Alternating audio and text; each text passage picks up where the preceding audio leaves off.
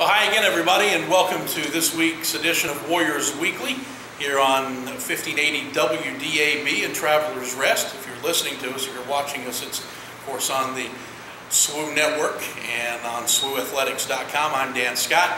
Got a big show lined up for you today. We're going to talk some volleyball later on with Julia Reiniger. Again, we're going to talk cross-country with Jake Sims, and our first repeat performer of this series of interviews is sitting with us right now. As you can see, if you're watching, Garrett Berline, the men's soccer coach, whose team is off to a 2-0 start here in this 2016 campaign. Good to see you again. How are you? Same here. Thank you. Well, let's talk about that. Off to the 2-0 start. So playing well out of the gate. Yeah, guys are active and engaged, eager to make a statement at the Division II level. Games against Montreat and Bob Jones were good opportunities for us to try a few new things, see some different looks, and then LMU tomorrow, and then Lacey McRae on the weekend will be a good test also. So just kind of continuing to ramp things up, and would you say kind of putting a toe in the water and then easing the rest of the body in as you go along with this early schedule? Yeah, in some ways, yes.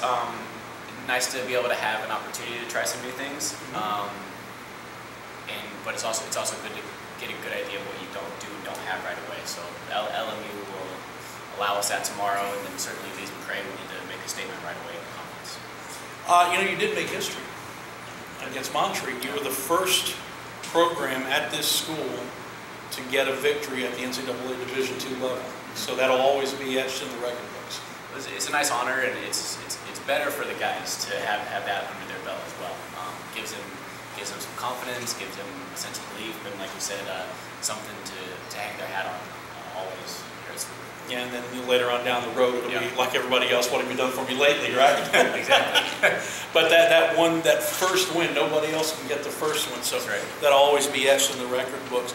Let's talk quickly about the games, and then in our short time, I want to turn the focus to something else. 2-1 over Montreat back on September 1st to open it up. Just talk about that one for a little bit. Yeah, it was a good game. Montreat came to play. Felt like we kind of had a ebb and flow a bit in the first half. They stuck one in at the end of the first, gave us a run of play, and then we came out ready to take over the match in the second half. Got good goals by Skyler, good for him to open his account at the college level right away as a freshman, and then good for Sebastian to put it away with Marcella's assist late in the game. Did you see what you thought you would see in the opener? Did you see what you hoped you would see first time out? Saw a lot of things we need to work on. Which is what you thought you'd see. Right. Yeah. It's good to see what the guys, tons of passion, eagerness to make a statement, desire to win, scoring goals late in both of the early games shows that we're committed to the task all the way to the end. We need to continue to improve upon the process and keeping things to the game plan throughout the match, and then allowing the guys creativity and freedom to do what comes naturally to them along the way. So. All right, next time out was just a couple of days back. You get a 4-2 win over Bob Jones. Yeah, Bob Jones is always up for us, so it was a good opportunity for us to go there, experience an away environment again. Crowd was pretty good. Good for Michelle to get the game off started right. Kind of struggled to finish the game off clean early in the game. Allowed them a few opportunities to come back in. But again, we're very balanced in scoring right now with everybody only taking one goal. So did you see a certain level of improvement from game 1 to game 2 that you were hoping for? Yeah, certainly. At halftime with Bob Jones, we had to make some adjustments. And the guys did very well in being flexible and adapting quickly, which is a good sign. Now we need to continue to do that, not only in training, but be able to adapt and recognize things quickly in the game and not have to wait for the break at halftime to make certain adjustments. So what's coming up next? We've got travel to LMU tonight, train, drive up, play tomorrow at 4. First official Division II contest. Travel back down close to Lacey McRae on Saturday for our first conference match. So it's coming fast.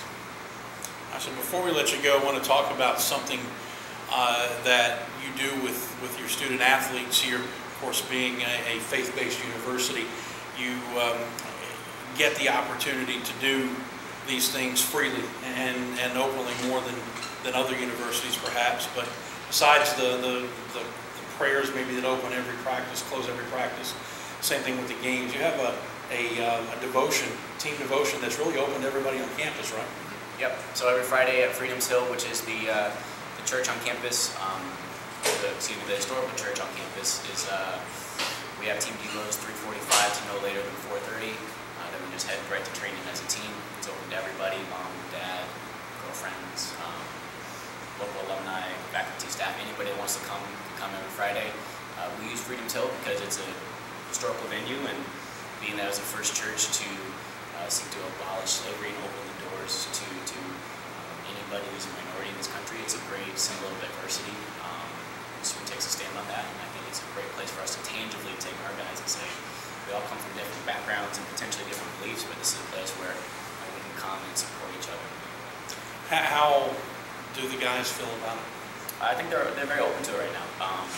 Everyone is there, everyone is engaged, and we try to bring in different speakers every week to make it applicable to them. So whether that's a statesman, or whether that's a former alumni, or whether that's a local pastor, or just somebody on campus, it's always changing. So you never know what you can expect. Well, what you can expect if you continue to follow where God's telling you to go, you can expect results in His time and in His kind. So I commend you for doing that. Back on the field, you talked about your balance scoring before we let you go. As you continue to move forward here and get into actual D2 competition, these next few games, a couple of guys maybe you're expecting to step the game up a little bit? Yeah, a couple guys, certainly the seniors. The upperclassmen have been tremendous so far at leadership, providing on-the-field leadership, off-the-field leadership. And now it really comes, not necessarily the time of reckoning per se, but it's really a time for us to make a statement. And the guys know that, they sense that opportunity. And the seniors, the leadership council, they're really looking to step up and put their stamp individually on it, but make sure that we do it together. So. Sounds good. Looking forward to getting the next update here. Thank you very much. Thank you. It's Garrett Berline. We will take a quick break and come back, continue here on Warriors Weekly, and Jake Sims will join us next. You're listening to 1580 WDAB and watching on SWUathletics.com. Warriors Weekly continues. If you're listening, it's on 1580 WDAB and Travelers Rest, and across the world on the World Wide Web and TuneIn Radio. And of course, if you're watching it, it's here on SWUathletics.com.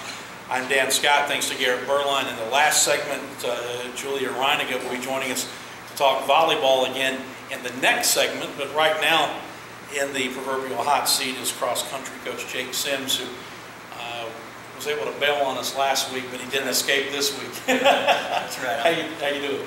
Doing well. Glad to be here. Good to have you with us. No, just kidding. No, you had some conflicts last week. So we haven't really had a chance to talk much of a preview about your cross-country team. So let's do that first in the short time we have available. Tell us about kind of where the program is, where it's been, and hopefully where it's going. Sure, absolutely. We're a pretty balanced team age-wise. A good mix of upper and lower classmen. The upperclassmen have seen 3 distance coaches in all 3 of their years here. Stepping into the program, it'd be very easy to go ahead and change a lot of things.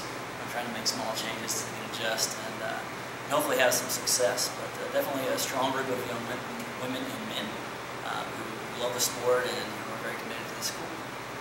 So you are coaching both sides of this, right? That's right, both men and women. That's cross country and then the distance side of things on the track as well. How does that affect you as far as your time? Because now you're basically doubling up, right? Well, sure. It's in our sports, it's not uncommon to be in this position. To be versatile enough as a coach to be able to adjust not only to an individual but to both genders is definitely a unique challenge. But like I said, it's not a very large team, so it's personal, and I really very much like that part of the sport. What attracted you to the position? Well, it's quite a story. I was at Notre Dame University, and the head track and field coach there, a young coach who I was a young coach who really was seeking out some mentorship. Got a hold of Coach Steele. I was very impressed with him and the way he related to his athletes, and was really driven by something inside of me, the Holy Spirit, to contact him. And it's quite an amazing story. Things working out, and we'll a lot of chaos in my family's life, and here I am. Well, I mean, he's a guy who's had the Holy Spirit inject in a lot of chaos that was going on in his family's life too. So it's obvious that maybe that was an easy connection to make. Absolutely. Well, whether you knew it or not, sure, right? Sure. That's exactly right. Let's see. So give us the names of some of the athletes here that people need to be watching out for as your meets go on. I know you've already run a couple of cross-country meets, but as the season goes on, who are some names we should be looking forward to? Right, we're one meet in, so very early on. Two of our upperclassmen, Elena Grant and Michelle Last, are really the backbone of our women's cross-country team. We have a freshman who's running number 1 right now for us, Anand Malawi. So that's a preview of the women's team. On the men's side, we have one senior. His name is Robert Quinn. He's also running number 1 for us. And a lot of guys really from the 2 to 7 position on the men's side. So we're looking forward to hopefully a very successful season. How many races typically would you say it takes before some of that bunching at those 2 through 7 start to work themselves out? That's an excellent question. I prefer to lead the season off with a partial distance race, which is pretty common. So this coming Friday will be at Lenore Rhine for their first full distance race. So that's really when you tell how their summer training really went into how successful they were at that and how they're adapting to the training they're getting now. So this Friday should explain that story really well. Let's talk about, like we did with Garrett, some of the other things going on, because I know that again here at Southern Wesleyan, athletics is important, but obviously there's one overriding factor that trumps everything, and that's the faith element here. And as we were preparing to do this, and actually over at lunch a little while ago, Coach Still came up and said, "Hey, we had a young lady in the track team get saved just in a meeting here just a moment ago," and that is kind of the basis of what you're trying to do here, right? That's exactly right. In the world of college sports, winning is everything, and it's. I mean, it's not a bigger win than that, though. That's it. And then what I can tell you is that when Coach Steele brought me in, he made it very clear that your most important priority is to guide Bible studies, and specifically he brought me on to help lead some of the men's side of that, because he's done a great job, and the women in the team have responded really well to him. To find someone that balances him out and that can pursue the lives of the men in our program and on campus. How has that worked out for you? It's great so far. I mean, we're only a week and a half or 2.5 weeks into the school year, so we've started a few, and so we'll have some co-ed and some split gender Bible study devotionals, and that's every single day of the week, Monday through Friday that is, that we make sure that comes first. Yes, sir. And you've got a great mentor that you can go to. Anybody who's heard Coach Steele's testimony knows what a dramatic turnaround his life has been, and this is a guy who has won competitively at the highest level, and now to be here doing what he's doing here, it's going to be a great influence for a young coach like you. I'm so thrilled to come to work every day knowing that there's someone whose wisdom I can sit under and really watch and absorb. I know that it'll be beneficial for me, for my career, but even just every day, how much it impacts me and my coaching. So have your kids taken to it pretty well so far? Absolutely. I think that they're hungry for more attention. I mean, we have 70 kids on our roster, and Coach Steele was, before this, the only full-time person on staff, so it was much needed attention, I think. Let's go back to the track, or to the course, as it were, here in our final minute or so, and talk about what's coming up. Where are the opportunities for fans of this program to see you run? Sure, absolutely. This weekend we're going to be at Lenore Rhine, so that's September the 8th. And then the 2 weeks after that's our home race. It's a big one, September 24th. Here on campus on a cross-country course. We have a nice meet. It's a venue that we hope to host a conference meet in the future. So some big plans there. We'll be at Furman on October 8th, and then our conference is October 21st in Charlotte. New facility is sitting right here at the front gate. Is that helping you guys as far as recruiting goes? It's a great tool to get the community involved with campus. Certainly it's a great recruiting tool, and it's been a huge blessing and benefit to the program in a lot of ways thus far. Except for the cross-country guys who are out running in the woods, right? That's correct. A lot of cross-country runners are very strong track athletes, right. So that they can enjoy both worlds. Yes. Good, and you do the distance running as well. That's correct. So, Good stuff. Well, we're looking forward to kind of following the progress both on the track, on the course, and more importantly, with the spiritual lives of yourself and these athletes as we go on through these interviews. Thank you much. Thank you, sir. All right, that's Jake Sims, men's cross country coach. We'll take a break and come back and spend the rest of our time talking volleyball with Julia Reiniger right after this on 1580 WDAB and SWUathletics.com. Athletics.com, the video, and of course here on 1580 WDAB as well. Dan Scott, our thanks to Jake Sims for joining us. Early on it was Garrett Berline, and now we welcome back volleyball coach Julia Reiniger, whose team just spent some time in Ohio playing 4 matches and about ready to come back here and open it up on campus. How are you? I'm doing well. Thanks for having me. Good. Thanks for being back with us. I imagine you and I are going to see a lot of each other as this fall goes on. I hope so. You open up with 4 matches in Ohio and unfortunately won one of them, but I sense a growing pattern here, right? Yes, yes. Actually, the Ohio trip was very beneficial, and I think our outcome, we did very well. We went going there knowing there was going to be very strong competition with very strong programs, and that's why we made such a long trek. Going 5 sets with 3 of the teams was amazing, and then pushing Ohio Dominican to even extra points. Those were all not huge wins on the scoreboard, but huge wins for us with our confidence. So I was playing with different lineups, putting people in different places, so really still trying to figure out how we're going to put this puzzle together. And by the end of the weekend, I think we had a good feeling of the direction we're going to head. Yeah, and even with all that shuffling around, break here and a break there, and suddenly you're talking about a 3-1 trip instead of a 1-3 exactly, trip, right? Yeah. So, exactly. So sometimes it's beauty is in the eye of the beholder, right. so to speak. Right. Talk about the lineup shuffling, what you did, and then what you ultimately settled on. Well, we started out that we wanted to have a 6-2 and a 5-1 ready. We have 3 different setters this year. So it was looking at which, if we're going to go with a 5-1, which setter it's going to be. If we're going to go with a 6-2, who hits better off of who. And then we were deep in every hitting position.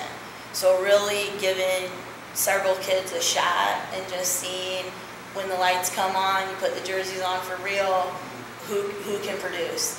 And also going up against huge blocks this weekend with, again, very good competition. To see which kids are going to adjust and what the kids are going to be able to do. And so we got to see a lot of good things. Something I really took away from the weekend was that we just don't give up. We do not give up, and so from a coaching standpoint, that goes a really long way. You talk to usually football coaches, and they'll talk about when the lights go on for real. That's when you start separating the contenders from the pretenders. Right. It sounds to me like you've got a team full of contenders. We do. In fact, we even had an injury going into our last match against Malone. Shuffled the lineup, put some people in areas that they haven't got a lot of reps, and they showed up big time. They took that opportunity and ran with it. So that was very exciting to see how deep we are in each position. We really haven't had that in the past, having smaller rosters. So having 17 on the roster and having it be a solid 17 is very exciting. When you bring any team together, no matter really how many returners you have coming back, every team is a new chemistry, every team is a new locker room build, so to speak. So from that standpoint, taking your veterans, taking your new players, and being able to go on the road with the young players for the first time, how did that work for you as far as starting to build that team chemistry? I was telling a couple of the players yesterday that I think we got a year's worth of bonding in 3.5 days. To go so far away, to honestly not have many families there, so we could just spend a lot of team time together. Going through ups and downs. We had some bus trouble, which always brings teams together. And so just going through all the different things that we went through on the weekend, showed the character of the team to me, that just nobody was complaining, just finding the bright side of every situation, and then just a lot of good team bonding. I know from a coaching standpoint, I feel like I know how to coach each player better.